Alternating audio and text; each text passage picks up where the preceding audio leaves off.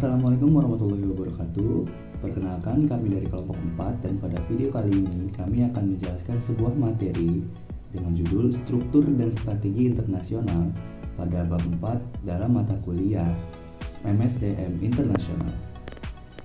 Dan selanjutnya untuk anggota kelompok kami itu terdiri dari Nafisa Agesti dengan ujung APM 002, lalu ada saya sendiri Abdul Jabar Atasena dengan ujung APM 097, lalu ada Putri Regita dengan ujung APM 113, ada Naval Fadil dengan ujung APM 117, Rahayu Agustin dengan ujung APM 128, Amanda Rahmawati dengan ujung APM 134, ada Gina Altofiah dengan ujung APM 007, lalu ada Alivia Rahma Aulia dengan ujung APM 017, dan terakhir ada Nazwa Gusni dengan ujung APM 023.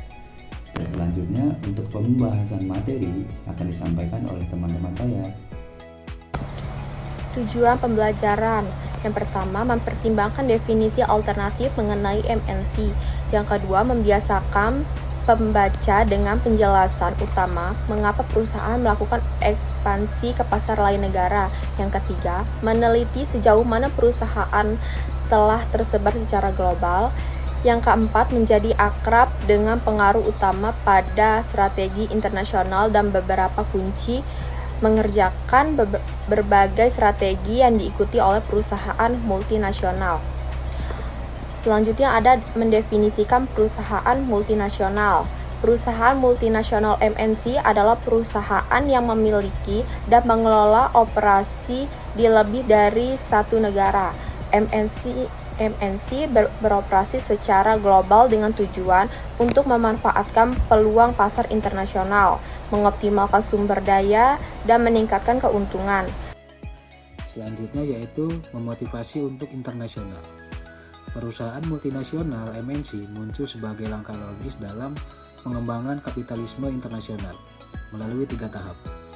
Yang pertama, perdagangan, yang kedua, investasi portofolio, dan yang ketiga, investasi langsung asing atau FDI. Yang pertama ini perdagangan. Perdagangan ini tahap awalnya di mana perusahaan mulai mengekspor produk mereka ke pasar internasional. Yang kedua, investasi portofolio. Investasi portofolio ini perusahaan mulai berinvestasi di pasar asing tanpa harus mengelola operasi secara langsung. Yang ketiga, investasi langsung atau FDI. Investasi langsung asing ini perusahaan mendirikan operasi langsung di negara asing seperti pabrik atau kantor cabang. Motivasi awal untuk internasionalisasi termasuk stabilitas sumber bahan baku dan pengendalian produksi yang terlihat pada perusahaan-perusahaan awal seperti Cadbury dan Dunlop. Namun setelah Perang Dunia II, fokus beralih ke akses terhadap faktor produksi, terutama tenaga kerja yang murah di negara berkembang, yang didorong oleh kemajuan dalam transportasi dan teknologi. Meskipun konsep pembagian kerja internasional baru, NIDL, menjelaskan pergeseran ini memunculkan kritik karena tidak mempertimbangkan faktor lain seperti produktivitas dan akses pasar. Selain itu, perusahaan melakukan internasionalisasi untuk mengatasi kerugian yang dihadapi di pasar asing dengan memanfaatkan keunggulan kompetitif yang tidak dimiliki perusahaan lokal. Keunggulan ini dapat berupa inovasi dalam praktik ketenaga kerjaan atau ahli dalam manajemen. MNC juga lebih memilih untuk menginternalisasi aset tak berwujud daripada melisensikannya untuk menghindari kegagalan pasar. Dengan demikian, pertanyaan yang muncul adalah mengapa tidak menginternasionalisasikan? Mengingat keuntungan inheren dari cakupan geografis yang luas yang memungkinkan MNC untuk bernegosiasi lebih baik dengan pemerintah dan serikat pekerja di negara tuan rumah. Jadi, secara keseluruhan, internasionalisasi memungkinkan perusahaan untuk meningkatkan daya saing global, memanfaatkan skala ekonomi, dan mengurangi risiko dengan diversifikasi operasi di berbagai negara. Selanjutnya adalah kedatangan perusahaan global. Jadi, kedatangan perusahaan global mengacu pada fenomena di mana perusahaan-perusahaan besar mulai memperluas operasi mereka ke berbagai pasar internasional, membentuk jaringan bisnis yang tersebar di berbagai negara. Proses ini dipicu oleh globalisasi ekonomi, kemajuan teknologi, dan liberalisasi perdagangan yang memungkinkan perusahaan untuk mengakses pasar baru, mengurangi produksi, dan meningkatkan daya saing.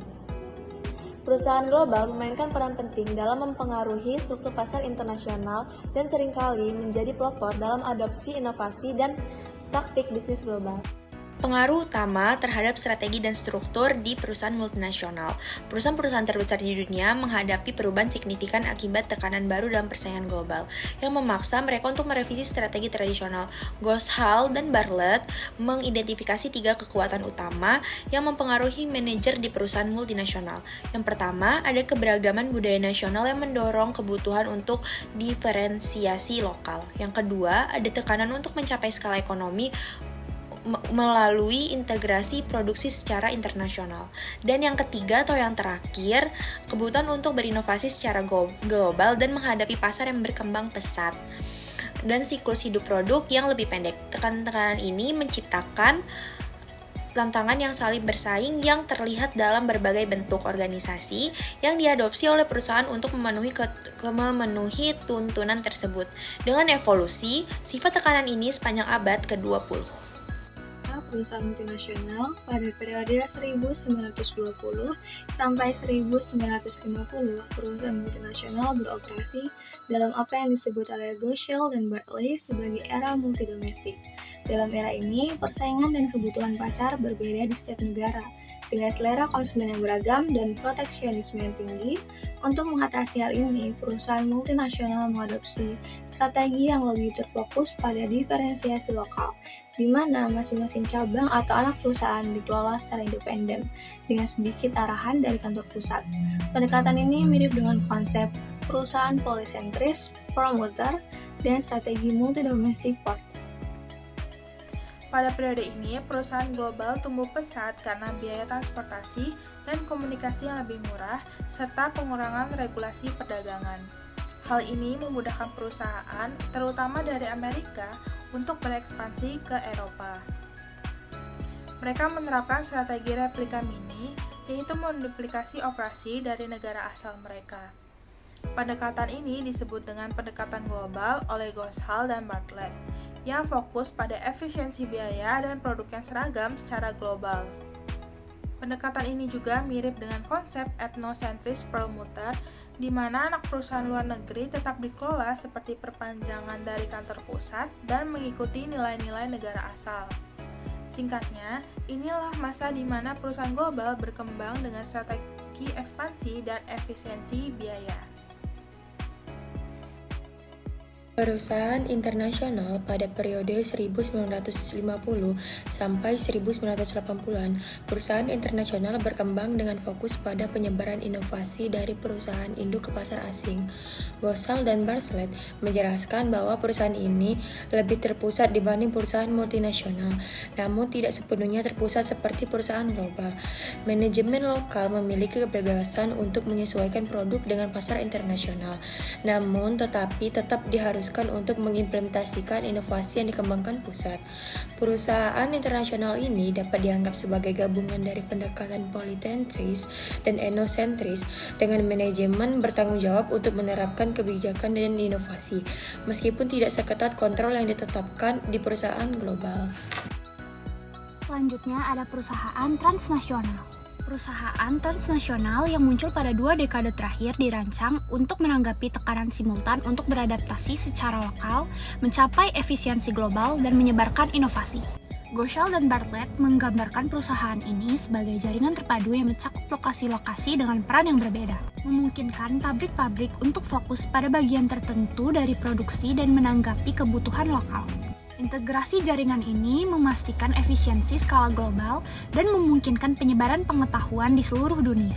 Dengan demikian, perusahaan transnasional dapat merespon 3 tekanan utama yang dihadapi perusahaan internasional. Organisasi ini mirip dengan pendekatan geosentris Perlmutter dan konsep perusahaan heterarkis menurut Hedlund. Dan selanjutnya kita memasuki ke bagian yang terakhir, yaitu pentingnya politik organisasi di perusahaan multinasional.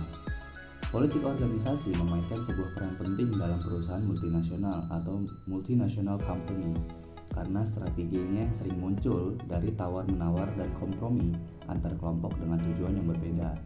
Ketegangan sering terjadi di antara manajer di kantor pusat dan juga anak perusahaan, serta antara manajer ekspatriat dan manajer lokal, yang masing-masing memiliki sumber daya dan kepentingan yang bisa digunakan untuk memajukan agenda mereka.